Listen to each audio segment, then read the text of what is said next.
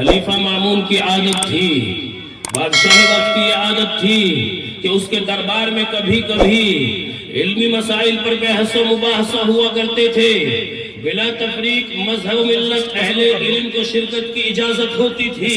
ایک مرتبہ ایک یہودی آیا جو شکل و صورت اور لباس کے اعتبار سے ایک ممتاز آدمی معلوم ہوتا تھا۔ جب مباحثہ شروع ہوا اس نے گفتگو کی تو بڑے اچھوتے بڑے نرالے انداز میں اس کا کلام بڑا فصیح و بلیغ تھا۔ خلیفہ مامون بھی اس سے بہت متاثر ہوا۔ چنانچہ جب مجلس ختم ہو گئی بادشاہ نے اسے اپنے قریب بلا کر کے پوچھا اور بادشاہ نے یوں کہا، کیا تم اسرائیلی ہو؟ اس نے کہا جی ہاں میں اسرائیلی ہوں۔ بادشاہ نے کہا کاش اگر تم مسلمان ہوتے ہم تمہارے ساتھ بہت اچھا سلوک کرتے، تمہیں انعام و اکرام سے نوازتے، اعزازات کا تحفہ تمہیں عطا کرتے۔ اس نے کہا نہ میں اپنے آبا و اجداد کے دین کو نہیں چھوڑ سکتا، اور بادشاہ نے بات یہی ختم کر دی۔ یہ شخص چلا گیا۔ ایک سال کے بعد پھر یہی شخص مسلمان ہو کر کے آیا ہے اور اسی اجلاس میں شریک ہو کر کے مسلمان ہو کر کے اسی اجلاس میں شرکت کی ہے، اور یہاں بیٹھ کر کے بادشاہ کی موجودگی میں اس نے عظیم الشان دلائل پیش کی ہے۔ اسلامی فقہ کے موضوع پر اس نے وہ لاجواب تقریر کی ہے۔ جس وقت میں پروگرام ختم ہوا، یہ اجلاس ختم ہوا، بادشاہ وقت نے قریب بلا کر کے پوچھا ہے کیا تم وہی شخص ہو جو گزشتہ سال آئے تھے؟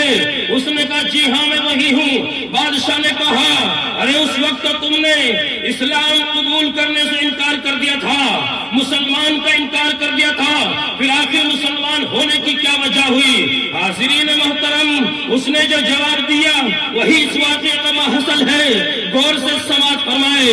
اس نے کہا جب میں یہاں سے لوٹا تو میں نے تمام مذہب کی تحقیق کرنے اور کھڑا کھوٹا پہچاننے کی صحیح کی ہے، کوشش کی ہے۔ میں ایک خوش نویس آدمی ہوں، میں قاتل آدمی ہوں، کتابیں لکھ لکھ کر کے مارکیٹ میں بیچتا ہوں، بازاروں میں بیچتا ہوں، دیہات میں بیچتا ہوں۔ میں نے توریت کے 3 نسخے اپنی طرف سے اپنے ہاتھ سے لکھے، اپنی طرف سے گھٹا دیا، بڑھا دیا، تحریف و ترمیم کر دی۔ وہ 3 نسخے لے کر کنیسہ پہنچا، یہودیوں نے بڑی خوشی خوشی ان کو خرید لیا۔ اسی طرح انجیل کے 3 نسخے رد و بدل کر کے لکھے، عیسائیوں کے عبادت خانے میں لے گیا، وہاں بھی عیسائیوں نے بڑی قدر و منزلت کے ساتھ ان کو خرید لیا۔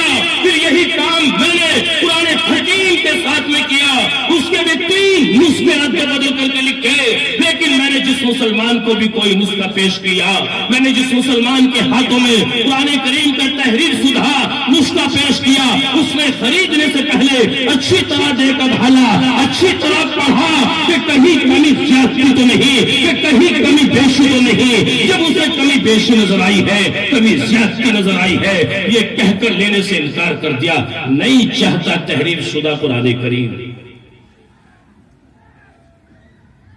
نہیں چاہتا تحریر شدہ قرآن کریم۔ اس واقعے سے میں نے یہ سبق لیا کہ یہ کتاب بالکل محفوظ ہے، اور جس مذہب کی کتاب بالکل محفوظ ہو اس کا دین بھی افراط و تفریط سے بالکل پاک ہوگا۔ اسی لیے میں مسلمان ہو گیا۔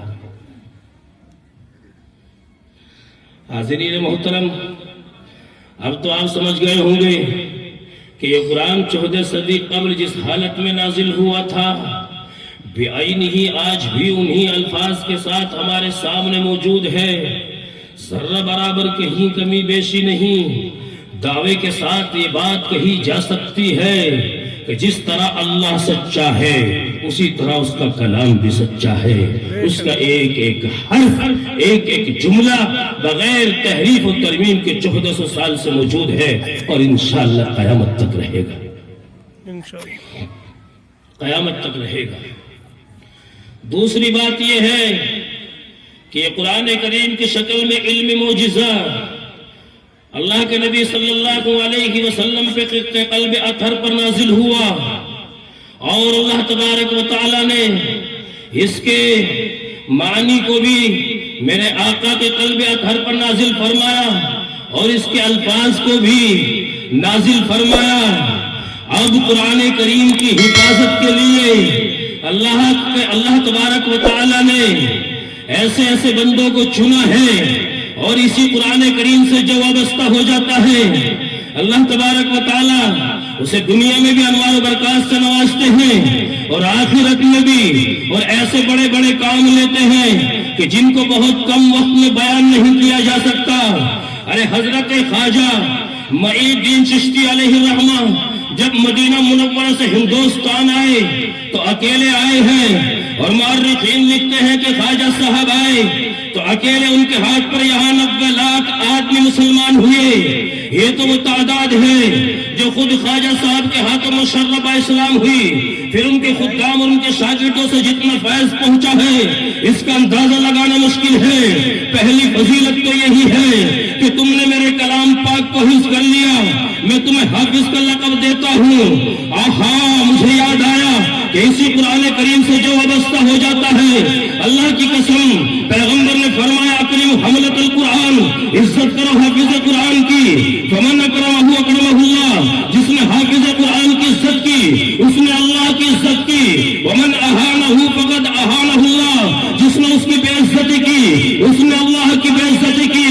لیکن تیرا میرا تو عقیدہ یہ بن چکا ہے کہ اگر میرا بچہ دنیا دار بن جائے تو میں دنیا کا سب سے کامیاب ترین باپ کہلاؤں گا، اگر میرا بچہ بزنس مین بن جائے تو میں دنیا کا کامیاب ترین باپ کہلاؤں گا، اگر میرا بچہ کا پاسپورٹ بن جائے سعودی عرب یا دبئی چلا جائے تو پھر میں کامیاب ترین باپ کہلاؤں گا۔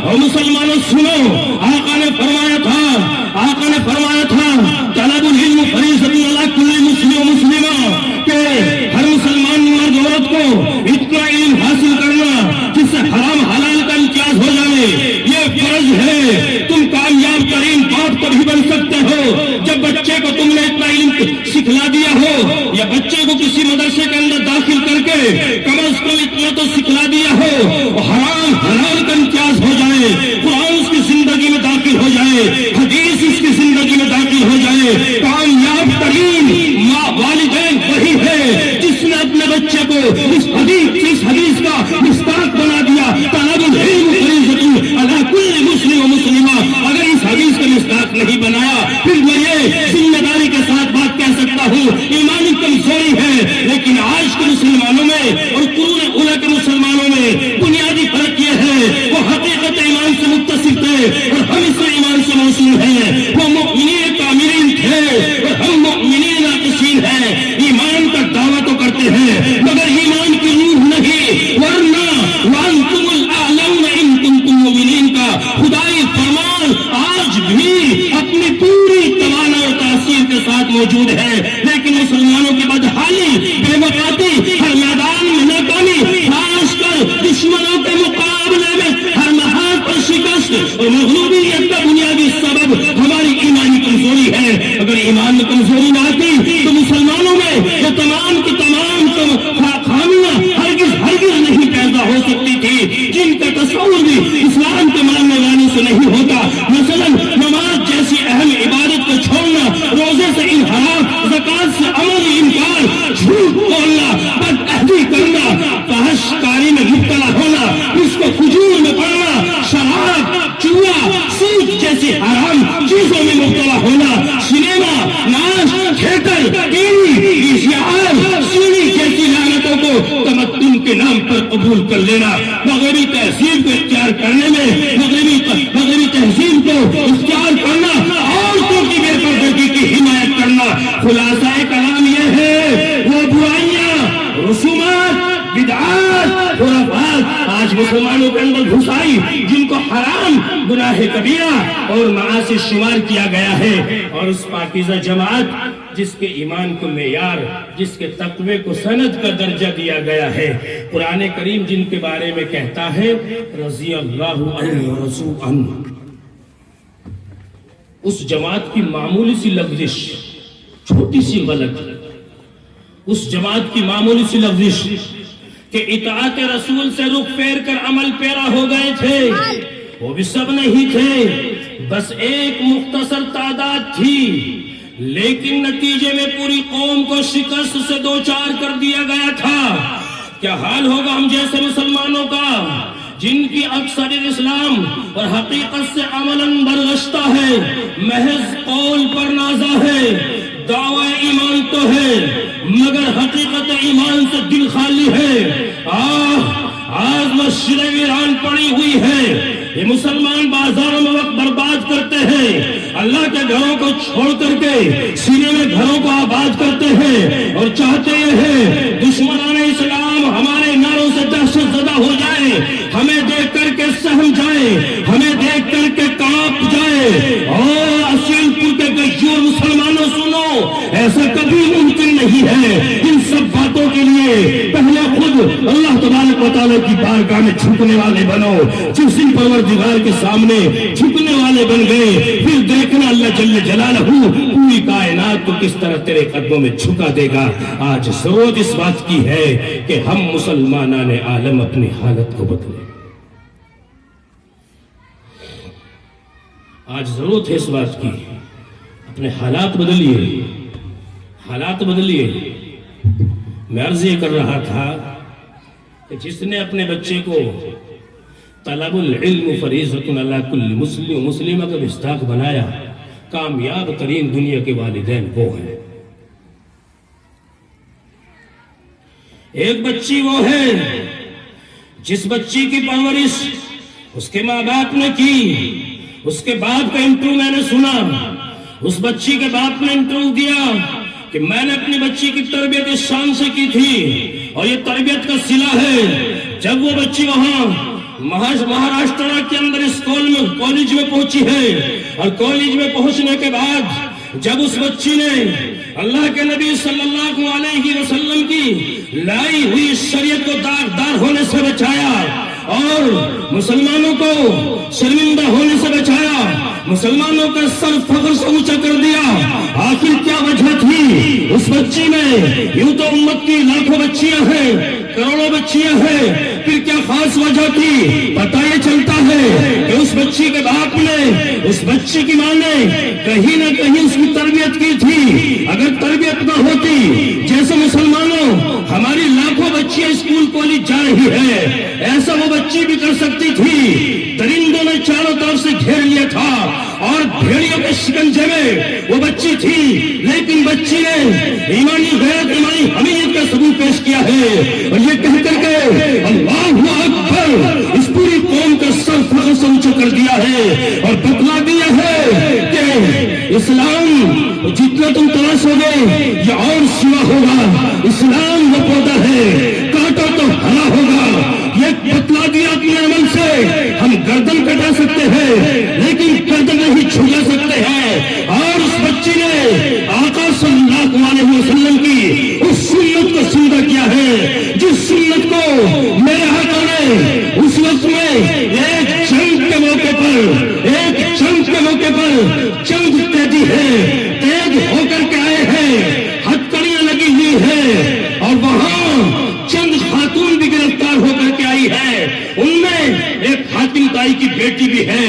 میرے آقا صلی اللہ علیہ وسلم نے جب نگاہ اٹھا کر کے وہاں قیدیوں پر ڈالی ہے، ایک بچی جس کا سر ننگا تھا، جس کا سر پہ دوپٹہ نہیں تھا، سر کھلا ہوا تھا، میرے آقا صلی اللہ علیہ وسلم نے کہا بلال یہ میری پگڑی لے جاؤ، اور فلاں کا سر ننگا ہے، اس بچی کا سر ڈھانپ کر کے آؤ۔ اللہ کی قسم بلال اٹھے ہیں، یہ تاریخ بتلاتی ہے، بلال اٹھے ہیں، اٹھنے کے بعد اس پگڑی کو لے کر آگے بڑھے ہیں، جس وقت میں وہاں پہنچے پھر واپس چلے آئے ہیں۔ بلال کی طبیعت نے گوارا نہ کیا کہ یہ آقا رحمت صلی اللہ علیہ وسلم کی نبوت والی چادر ہے، میرے آقا کی چادر کسی کافرہ کے سر پہ جائے، یہ بلال کی غیرت نے گوارا نہ کیا۔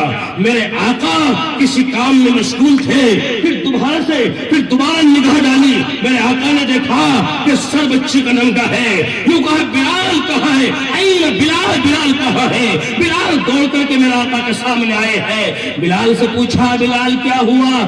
بچی کے سر پہ چادر نہیں رکھی گئی۔ حضرت بلال لرزتے ہیں، لرز کر کے جواب دیتے ہیں یا رسول اللہ یہ نبوت والی چادر ہے اور وہ کافروں کی بیٹی کافرہ ہے، کافر کی بیٹی کافرہ ہے، یہ میری طبیعت میں گوارا نہ کیا کہ میں نبی علیہ السلام کی نبوت والی چادر اس کے سر پہ رکھ کر کے آؤں، چونکہ اس کے بدن پر ابھی کفر کے اثرات موجود ہیں۔